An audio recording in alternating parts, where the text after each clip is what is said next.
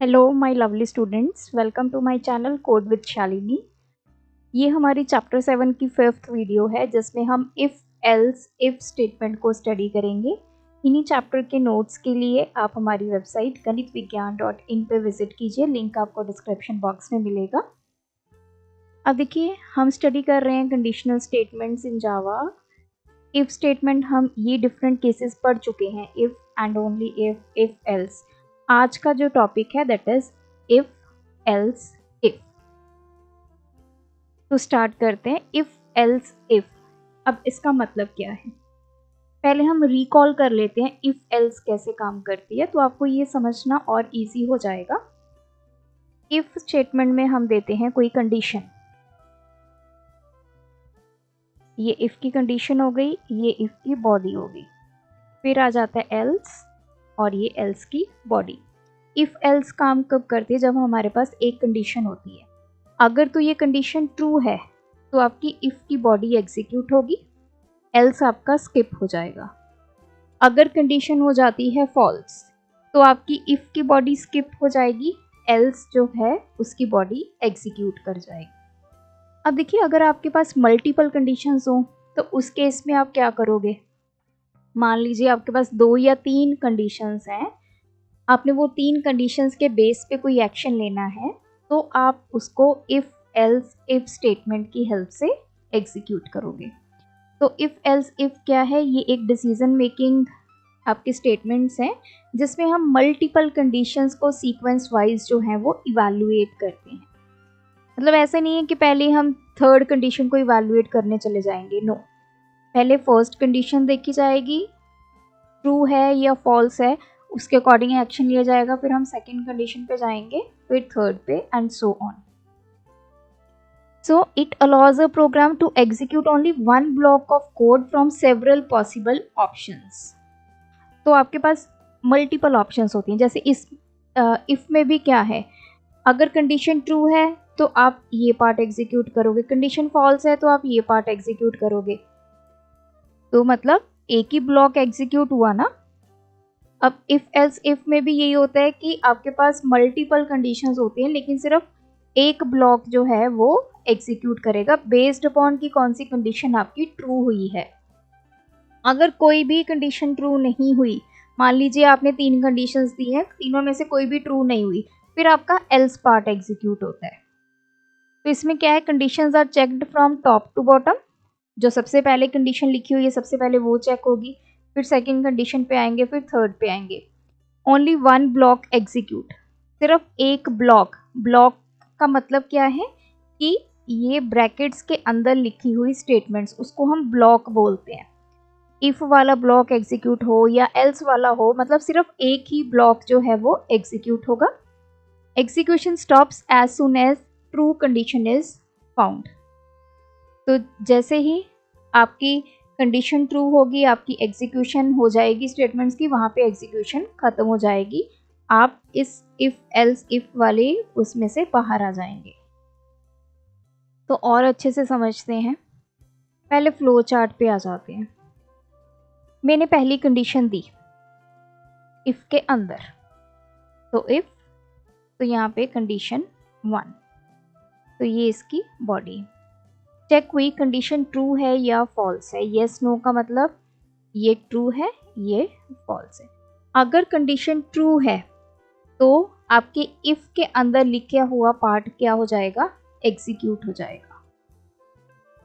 अब अगर condition false हो जाती है तो ये पार्ट एग्जीक्यूट नहीं होगा, आप चले जाओगे इफ के बाद क्या आ जाता है, एल्स। ये अगर फॉल्स हो जाता है तो आप एल्स पे जंप कर जाते हो। अब एल्स के बाद फिर से क्या आएगा, इफ, मतलब अब सेकंड कंडीशन शुरू हो गई, ये इफ, फिर उसके बाद फिर से आ जाता है एल्स। अब इसको ध्यान से सुनना, दोबारा एक बार बता रही हूँ। अगर C1 आपकी ट्रू है तो आपका इफ वाला ब्लॉक एग्जीक्यूट हो गया। अगर C1 फॉल्स है तो आप जंप कर गए एल्स पे।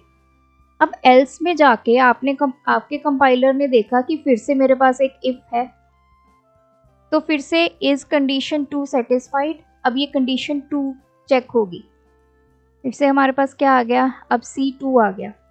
इसके भी दो सिनेरियो होंगे, या ये ट्रू होगा या फॉल्स होगा।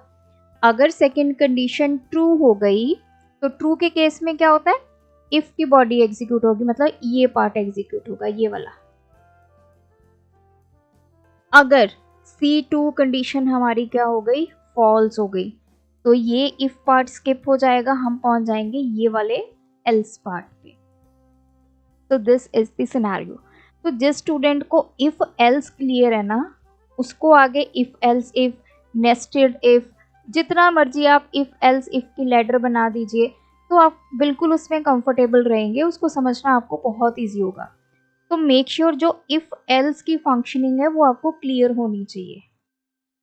तो चलिए पढ़ लेते हैं क्या लिखा है इसमें। The program starts by evaluating the first if condition. सबसे पहले वाली इफ कंडीशन चेक हुई। If the condition is true, the corresponding block execute and the ladder terminates.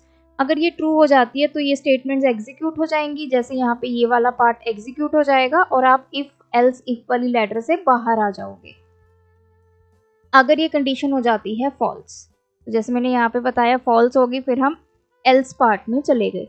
Control moves to the next else if condition, मतलब else if इकट्ठा लिखेंगे इसको, तो else if में चले गए हम। फिर से यहाँ पे कंडीशन चेक हुई। अगर तो कंडीशन ट्रू है तो आपका इफ वाली बॉडी एग्जीक्यूट हो जाएगी। अगर ये फॉल्स है, अगेन आप किस ब्लॉक पे चले जाएंगे, एल्स ब्लॉक पे, और एल्स ब्लॉक आपका एग्जीक्यूट हो जाएगा और आप फिर इफ एल्स इफ वाली लेटर से बाहर आ जाएंगे। सिंटेक्स देख लेते हैं इसको कैसे लिखते हैं। इफ पहली कंडीशन दी और ये इफ की बॉडी है, इसमें यही लिखा है executes if condition 1 is true. ये बॉडी कब एग्जीक्यूट होगी, यहाँ से ये बॉडी स्टार्ट हुई, यहाँ पे खत्म हुई। ये बॉडी कब एग्जीक्यूट होगी, अगर कंडीशन 1 ट्रू है। अगर कंडीशन 1 फॉल्स हो जाता है तो सीधा कंट्रोल आपका चले जाएगा एल्स इफ के ऊपर। एल्स इफ में फिर से सेकंड कंडीशन है, ये पार्ट इफ का कब एग्जीक्यूट होगा, अगर कंडीशन ट्रू है। अदरवाइज आप फिर से कहाँ चले गए, एल्स पार्ट में चले गए। मतलब अगर कंडीशन ट्रू रहेगी तो आपका इफ वाला ब्लॉक एग्जीक्यूट होगा, अगर कंडीशन फॉल्स होगी तो आप एल्स पे जंप कर जाओगे। सीधा सा ये फंडा है और ये चलता रहेगा।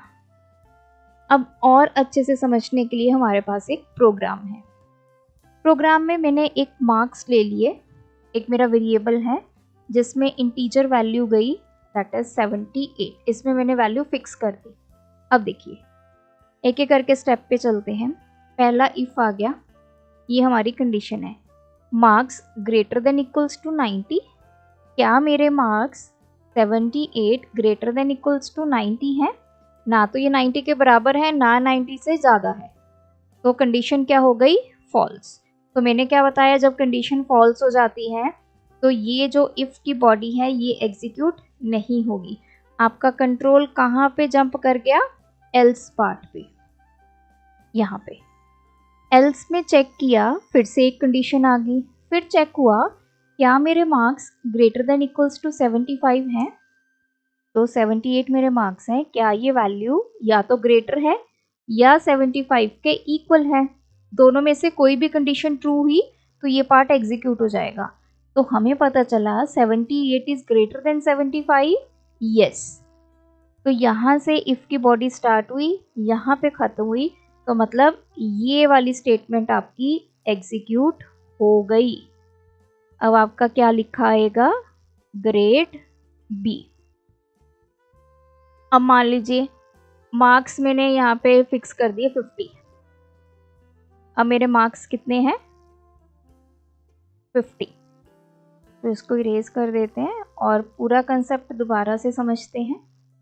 अब मार्क्स 50 हैं, चलिए यहाँ पे वापस आ जाइए। If marks greater than equals to 90, क्या 50 ग्रेटर देन इक्वल्स टू 90 है?